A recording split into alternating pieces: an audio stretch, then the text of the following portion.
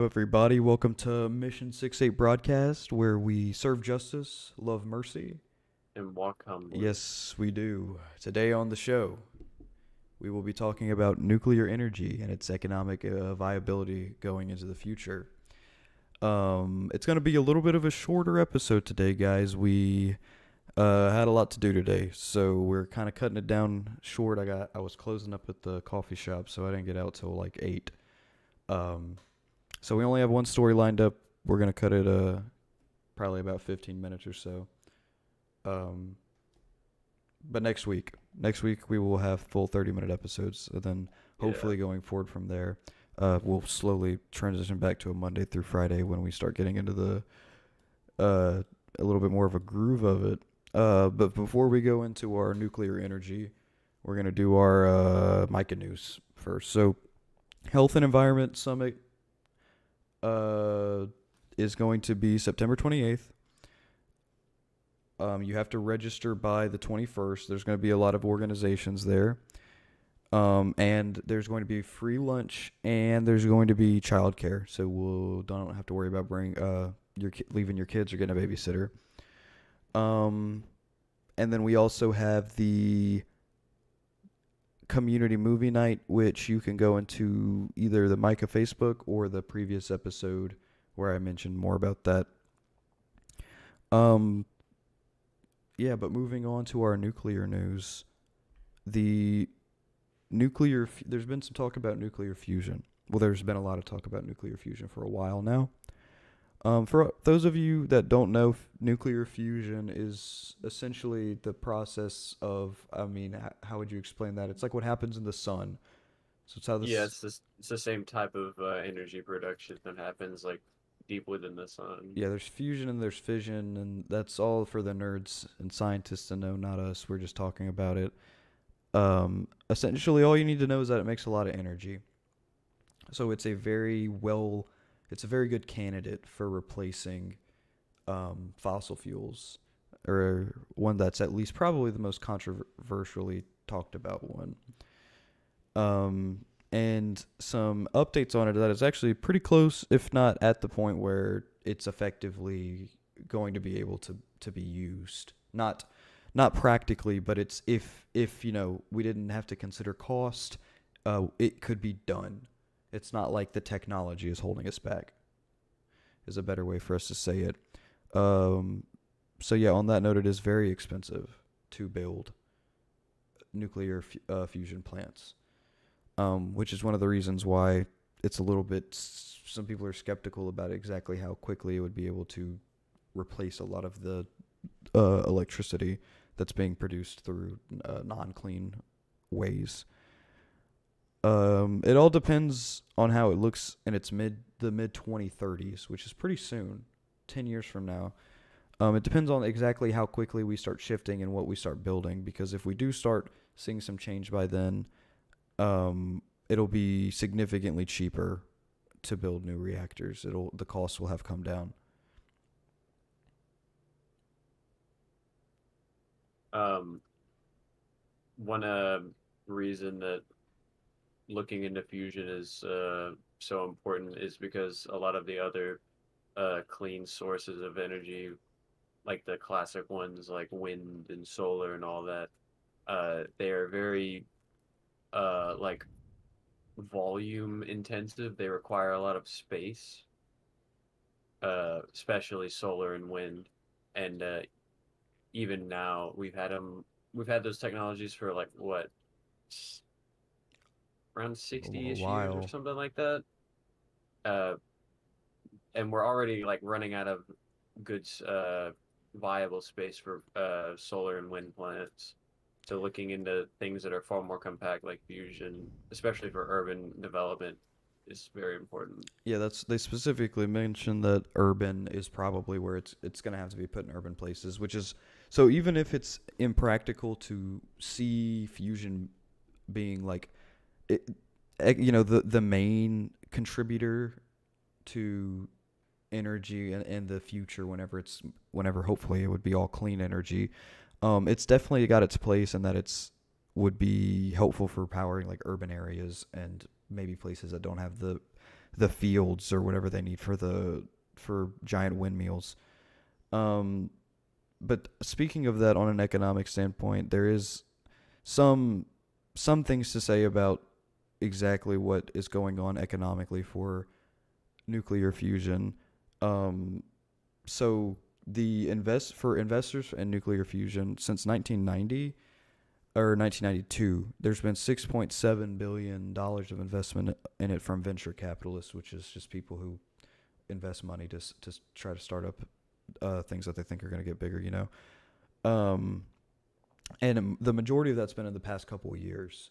So there seems to be some consumer optimism or some investor optimism from things like nuclear fusion. This is good news, really good news, because in economics, it's actually very, very important the outlook of consumers and investors. It depends on how optimistic they are. It depends on what they invest in. So seeing venture capitalists start to think that the energy sectors are going to be switching into more of a cleaner energy is certainly nice to see. It Um, also helps that the federal government is incentivizing this swap over to these clean alternatives because the current administration's plan is to completely decarbonize the electrical grid by 2035. yeah, and I think there's a bit of pushback on that. Some people think it's a little bit. Yeah, most people think it's unrealistic. It probably is, but I mean, it's still a good goal to have. Yeah, and then you also have to look at it from the perspective of like technically this should have been done a while ago. So saying like, oh, 10 years, that's too. Technically, is a bit of a stretch. Yeah, technically is not maybe not the right word. It should have been done a while ago. So saying, hey, we're going to have this done by 2035, it's like, well, it should have been done already by now. But now we're starting to really see some consequences.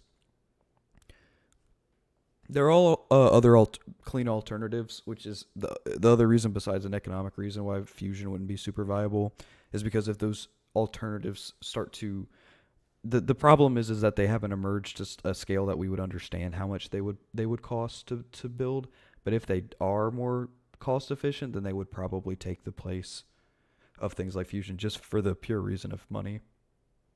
Ooh. But yeah, I think that one important thing to note, and I guess we can start to go into a little bit of an analysis here, where this is going to be a little bit less informal or informative. It's going to be informative and less educational per se, but they specifically started to mention that fusion is pretty necessary for the development of third world countries. So if we want to start, having other countries, Spreading prosperity. yeah, spreading prosperity, if we want other countries to be as fortunate, I guess, if is that the right word, as the United States, well, they can't go through their own industrial revolution again because, well, That had disastrous disaster. consequences. Yeah, so that we can't let them go through an industrial revolution and then all of the third world countries start industrializing and producing emissions as well.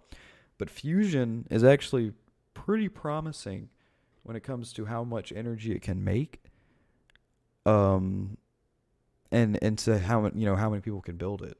So I think it actually is pretty solid news if we can start to actually spread a clean type of energy, and that would also be able to help Yeah, non first world countries.